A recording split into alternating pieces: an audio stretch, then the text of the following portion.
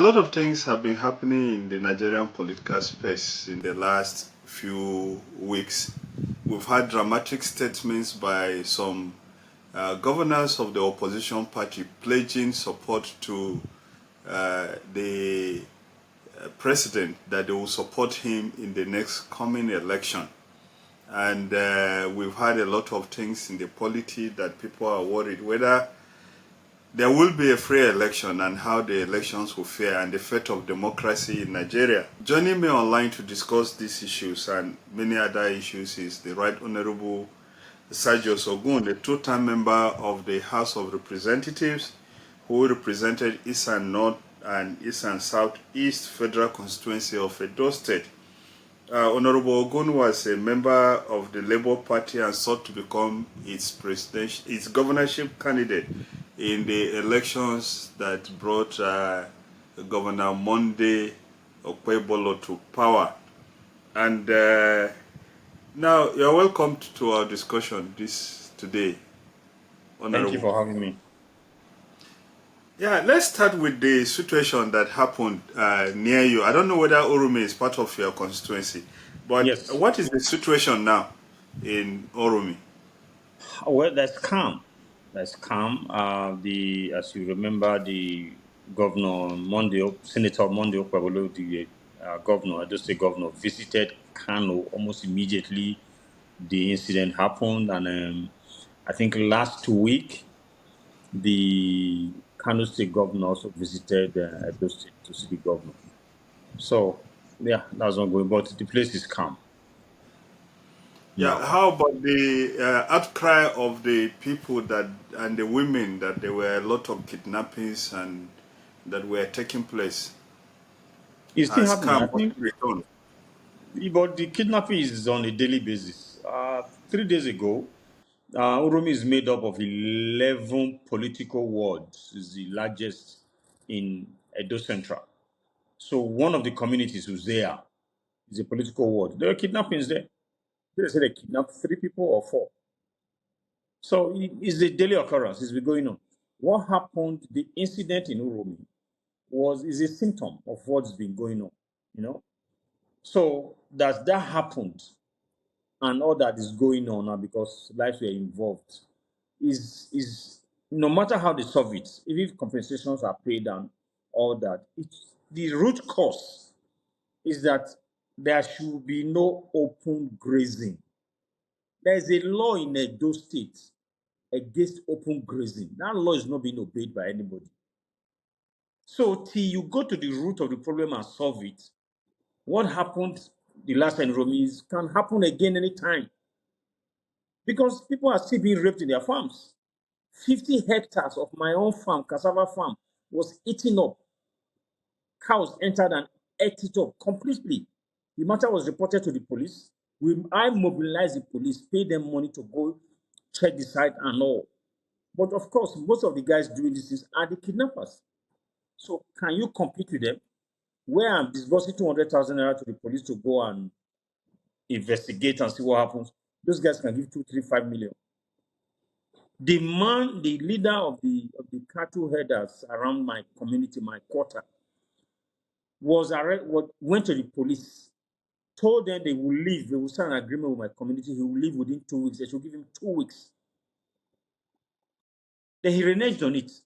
He walked away from the police station. I called the area commander to say, look, this guy is not leaving. He said, well, we can't find the guy. The guy is not here. What can we do? The guy was moving around in my village. No instruction was given to the DPO to arrest him. So I don't know. But like I said, we have to go down to the root of this problem. Otherwise, it's not going to go away very soon. Yeah, but the governor, your governor, the senator went to Kano, and the Kano state governor came to Uromi. What is the state of the situation in terms of the people who pass through the place? It looks as if, from what you are saying, no action is taken against them. Nothing. Well, like I said, it's been there for so many years. If you remember back in the days in the house, I brought so many motions about this. Like I said, in the last few months, It affected me in the last farming season. We're going to go back to the land again now and see clear. It cost me more than 5 million to clear and prepare that land. Then I had to buy cassava from all over. I was hauling it with 2 pickup vans into the farm. Then before I paid for planting and all that is gone. Now we are apprehensive. Another farming season is here. They just nothing has been done, and I don't know of any plan to do anything. I heard, I think the governor said this. Okay, we're in a new week now. Said last week that I saw a video of that. That when the bill for I think as a bill, I think against it's open no, no, the that one is bill. already a law. There's already an act against open grazing. I think the bill on kidnapping, when it comes to his desk, I think the sentence is what's it called now? It's death sentence by hanging or something. Now, if it comes to his desk, he will sign it. But that's not even the issue. What about the one that is against the open grazing? But that's where the problem is coming from. Those grazing are the ones. Even if you claim that the kidnappers are strangers, are bad people, who is showing them the routes? Because when they kidnap people, they know the farm routes to move from one community to the other. Even we don't even know. Because if you are moving from a community into 4, 5, 6 communities to get into another state, I would not know that route. I'm probably just limited to my own community where I farm. But they know all the routes because they patrol those routes with their cattle. So whether there are bad elements, the bad elements are in cahoots with the so-called good ones that have been living in the community. How about the vigilante groups that you set up, headed by a policeman? The allegation is that they were not professional in the way they acted. Well, come to think about it, really, if not for the breakdown of law and order, or the fact that the government uh, have failed completely when it comes to security, the vigilantes who trained them, they are hunters and some individuals that don't have jobs that just put together and they are calling vigilante. Was there a proper training given to them? Are they on a proper remuneration monthly? So it's clearly a case of the government has failed. The government of the day has failed. So it's just the vigilante thing is an ad hoc arrangement, I think. And I think the government, the present Edo State government has even disbanded them and saying that they put a proper thing in place, which again I think is a mistake. Now, let's move over to political field. You were a member of the People's Democratic Party and you went over to the Labour Party. Before we get to the Labour Party, let me ask you, are you worried?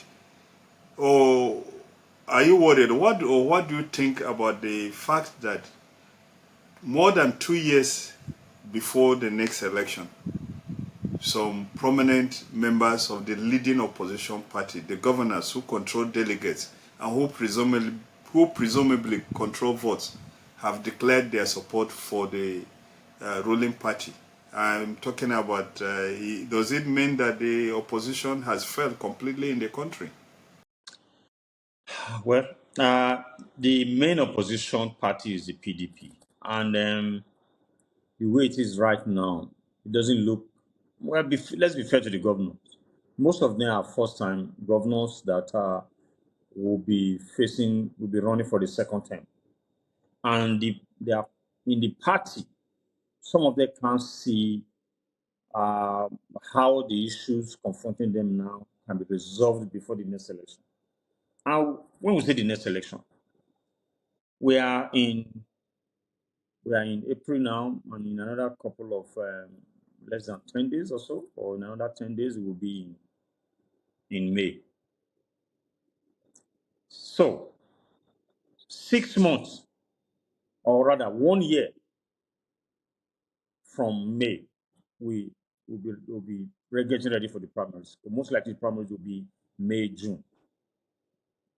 So they have less than 1 year to begin to prepare for the primaries, and it doesn't seem as if anything new will happen in their own political party. So it's just self-preservation. So they are trying to prepare themselves for whatever will happen. I think if the party PDP can sort itself out, I'm sure they will reverse whatever statement they have made. But they're just trying to preserve themselves against whatever may happen. That's why they are endorsing the president, I think. Yeah, but that belies that brings up another issue. If they don't have confidence in the party, if leaders of the party make those statements, what message are they sending down to the grassroots? Yeah, well, because they have also, the leadership have sold out because they can't see any direction. Because they know that it's obvious that the government in power today is manipulating the problems in PDP. PDP can't seem to organize a convention to elect a national chairman and a national secretary. As you are aware, they are in court concerning the national secretary. The governors met, I read, to say, okay, the deputy secretary can take over.